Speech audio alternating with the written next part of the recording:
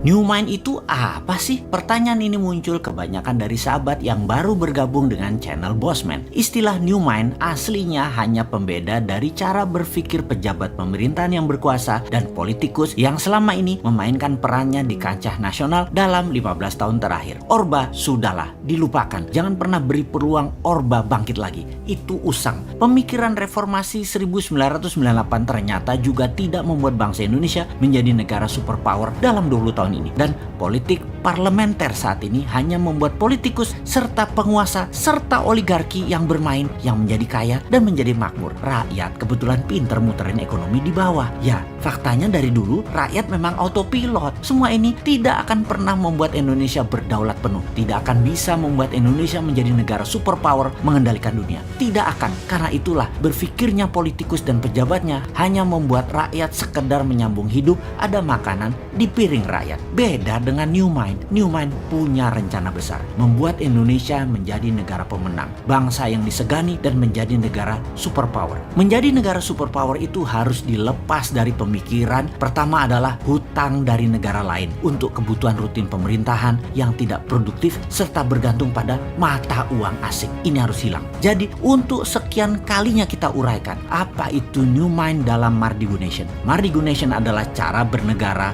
New Mind. Kita jelaskan ada 3 wilayah cara ekonomi bernegara. Kita belah 4 cara melihatnya. Kiri adalah sosialis, kanan adalah kapitalis, atas dan bawah sekarang. Atas ada elitis, bawah akar rumput.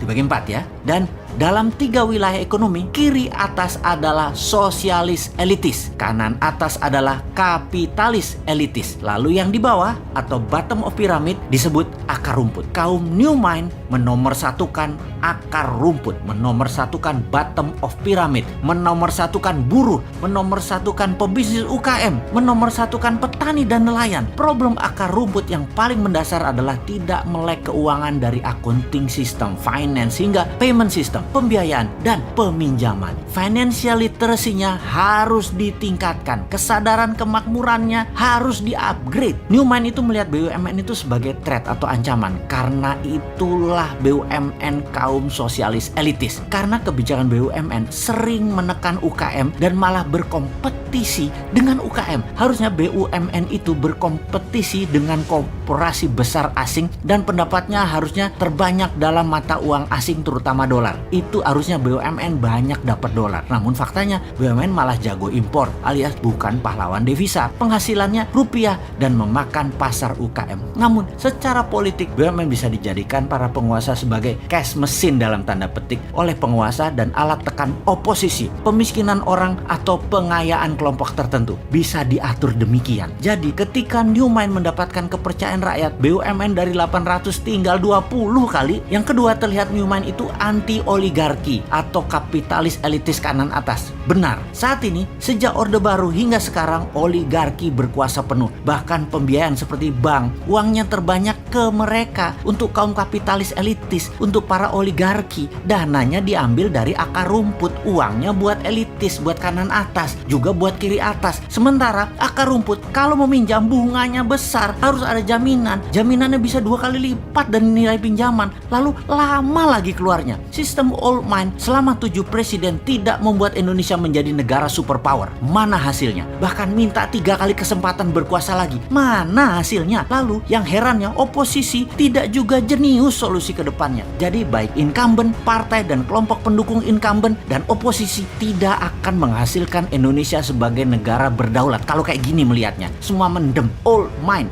tidak akan paham perang dagang, perang ekonomi, perang biologi yang sedang dimainkan globalis dan dimainkan oleh non-state aktor tersebut. Kemudian climate warfare yang akan dimainkan globalis selanjutnya. Mana ngerti sampean. Juga sisi perang Tiongkok Amerika versi 2.0 yang baru lagi yang akan dimainkan, seperti harga komoditi dunia dimainkan. Old mind bakal gagap aja. New Mind harus ambil kesempatan di masa pemilihan raya ke depan, karena yakinlah, karena mereka semua tidak paham para old mind tersebut. Action old mind akan menambah hutang dari 6.000 triliun saat ini di akhir jabatan 2024 garansi 11 10.000 triliun. Garansi, nggak usah dianalisa itu mah. Yang akan membelenggu Indonesia dalam jangka panjang. Untuk bayar hutang aja kita harus ngutang. Bisa-bisa jadi fail state kalau gayanya begini. Negara gagal kita. Anggap saja bunganya 5% setahun dalam dolar lagi. Maka 6.000 triliun bunganya itu 300 triliun setahun. Bayangkan, bunganya aja sudah 20% APBN. Lalu pokoknya bagaimana membayarnya, wahai menteri terbaik di dunia versi negara peminjam hutangan? Jawab dong. Lalu apa yang terjadi kalau rupiah melemah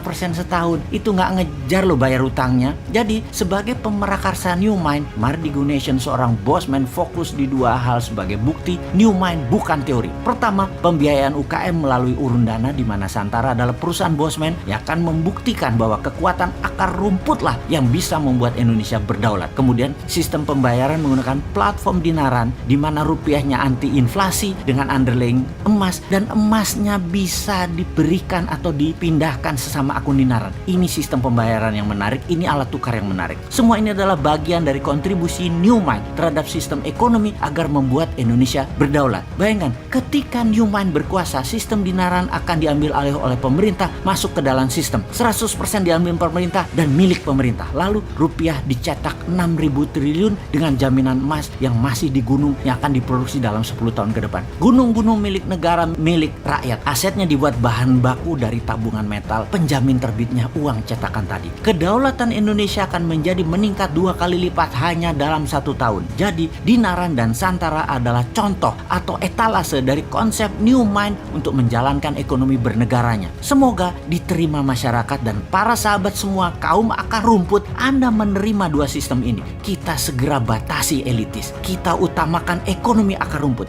Jangan dibalik, akar rumput dibatasi, elitis dibebaskan. Gimana sih kalian ini bernegaranya? Tempe bener sih.